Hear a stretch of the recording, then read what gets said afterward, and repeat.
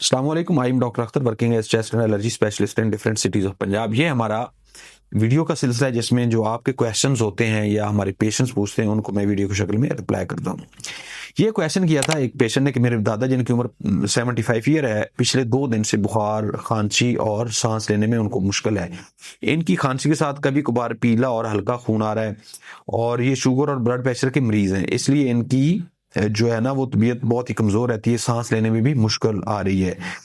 तो उन्होंने पूछा ये कौन सी बीमारी और वजूहात क्या हैं। अब इसमें जब ओल्ड एज आदमी हो, स्पेशली साथ में उसको कोमॉर्बिड हम कहते हैं, शुगर हो, ब्लड प्रेशर हो, कोई हेपेटाइटिस हो, कोई एड्स की बीमारी हो या सांस की बीमारी हो या सीओपीडी यानी ये सिगरेट नोशी हो जो दमा है ये बीमारी हो, तो इन लोगों में निमोनिया जो है वो बहुत कॉमन होता है और बहुत ज्यादा होता है। तो इसको बेसिकली जो ज्यादा इनकी हिस्ट्री से लग रहा है इनको निमोनिया हुआ है, इन्फेक्शन हुआ है फेफड़ों के अंदर।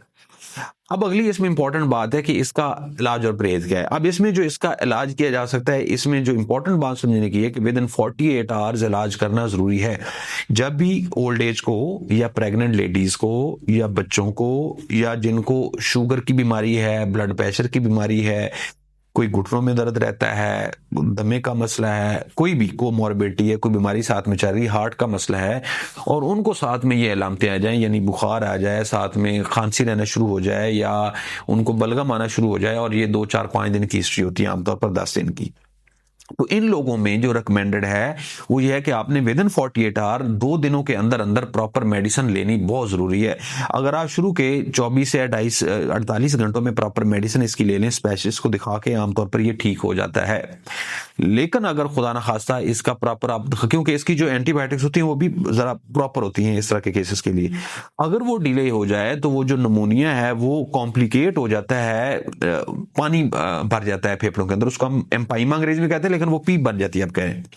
लेकिन अगर वो पीप साथ में बन जाए तो इसकी जो मॉर्टेलिटी है, डेथ रेट आप जो कह लें, वो बहुत ज्यादा होता है। आप बिल्कुल कह सकते हैं जिस तरह हार्ट अटैक के बराबर होता है, तकरीबन 60% होता है ओल्ड एज में। अगर नमूनिया जो इन्होंने सिनेरियो पूछा है नमूनिया हो जाए और उसका प्रॉपर इलाज ना हो तो उसमें ये इतना सीरियस होता है। तो इसमें मैसेज आपके लिए कि अगर आपको फैमिली फ्रेंड्स में से किसी को कोई भी बीमारी है जिस तरह मैंने गिनवाई है, कोई भी साथ में अगर उनको ये चेस्ट का प्रॉब्लम हो गया है, बुखार के साथ उनको बलगम वगैरह आ रही है या सांस का मसला हो रहा है, तो पॉसिबिलिटी ज्यादा यही है कि उनको निमोनिया हुआ है। और निमोनिया का प्रोटोकॉल ये है कि आपने उसको टाइमली फौरन वक्त से ठीक करना है। अगर आप उसको टाइमली ठीक कर लें तो इसका बेहतरीन इलाज होता है और बिल्कुल बंदा ठीक हो जाता है। लेकिन अगर इसमें डिले हो जाए किसी भी वजह से, आपने प्रॉपर डॉक्टर को नहीं दिखाया, आपने प्रॉपर मेडिसिन को फॉलो नहीं किया या आपने मेडिकल स्टोर से अपने तौर पे एंटीबायोटिक्स लेके खानी शुरू कर दी, तो इन तमाम केसेस में ये डिजीज कॉम्प्लिकेट हो जाती है। जब ये कॉम्प्लिकेट हो जाए, एम्पाइमा बन जाए, उसके अंदर पीप आ जाए फेफड़ों के अंदर, तो आमतौर पर इसकी जो मोर्टेलिटी है, जो डेथ रेट है, बहुत ज्यादा होती है, यानी तकरीबन 60% होता है। तो इसमें आपने कोशिश करनी, कोई प्रॉब्लम हो तो फौरन डॉक्टर को दिखाएं और अपना इलाज करवाएं। अगर आपको कोई और क्वेश्चन हो, मोस्ट वेलकम, आप नीचे कमेंट्स में लिखो, मैं इंशाल्लाह आपको वीडियो की शक्ल में रिप्लाई करूंगा।